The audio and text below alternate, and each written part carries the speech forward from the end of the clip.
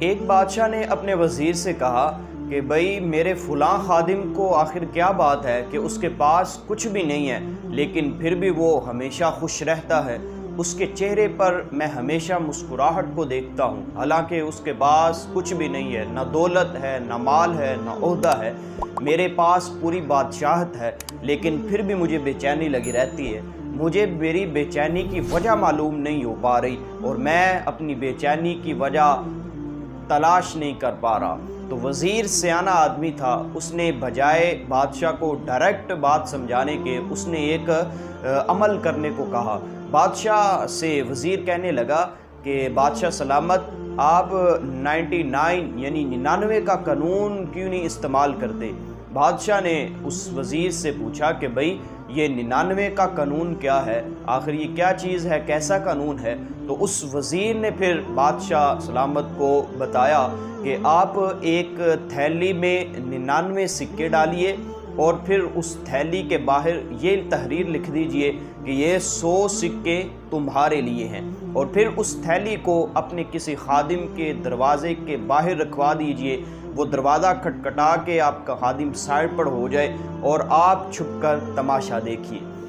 چنانچہ بادشاہ نے ایسے ہی کیا، کہنے لگا کہ چلو اگر مجھے میری بے چینی کی وجہ معلوم ہو جاتی ہے، اگر مجھے میری بے چینی کا سبب معلوم ہو جاتا ہے تو میں ایسا کر لیتا ہوں۔ اس نے ایسا ہی کیا، 99 سکے ایک تھیلی میں ڈالے اور اس کے بعد تحریر لکھ دی کہ یہ 100 سکے تمہارے ہیں، اور اپنے خادم کے دروازے کے باہر رکھوا دیے اور خود چھپ کر تماشا دیکھنے لگا۔ جب دروازہ کھٹکنے کی آواز خادم نے سنی، وہ اندر سے باہر آیا، دروازہ کھولا اور اندر سے باہر آیا، اس کی نظر 100 یعنی اس تحریر پر پڑی کہ یہ 100 سکے تمہارے لیے ہیں، تو اس نے جلدی سے تھیلی کو اٹھایا اور خوش ہوا اور پھر اندر آیا، دروازے کو لاک کیا اور وہیں بیٹھ کر سکوں کو گننا شروع کر دیا۔ جب اس نے گنتی کی تو وہ سکے 99 نکلے، پھر اس نے دوبارہ گنتی کی، وہ پھر سے 99 نکلے، اس نے پھر دوبارہ گنتی کی، وہ سکے پھر بھی 99 نکلے۔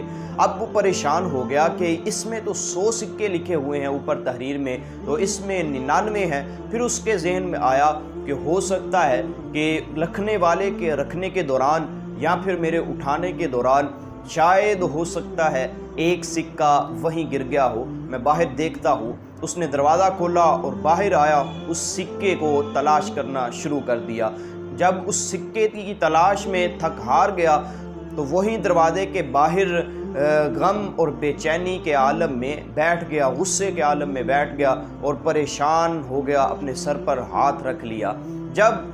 بادشاہ نے اس منظر کو اپنی آنکھوں سے دیکھا تو وہ اپنی بے چینی کا سبب جان گیا کہ بھئی یہی تو میری بے چینی کا سبب ہے کہ ایک خوشی کو تلاش کرنے کے لیے جو بقیہ خوشیوں کو نظر انداز کر دیتے ہیں، ان کی زندگی ہمیشہ پریشانیوں اور ڈپریشن میں گزرتی ہے۔ میرا بھی تو یہی حال ہے کہ میں ایک نعمت سے محرومی پر غمزدہ رہتا ہوں، پریشان رہتا ہوں، اور باقی جو بے شمار نعمتیں مجھے اللہ نے دی ہیں ان کو میں نظر انداز کر دیتا ہوں۔ تو حضرات ذی وقار، بادشاہ نے اپنی پریشانی اور ہر وقت بے چین رہنے کا سبب معلوم کر لیا۔ اس واقعے میں ہمارے لیے بھی ایک درس ہے کہ زندگی کا حقیقی مزہ اور زندگی کو اچھے انداز سے وہی لوگ گزار سکتے ہیں کہ جو اپنے خالق حقیقی کی رضا پر رہنا سیکھ جاتے ہیں، اور جو ایسا نہیں کر پاتے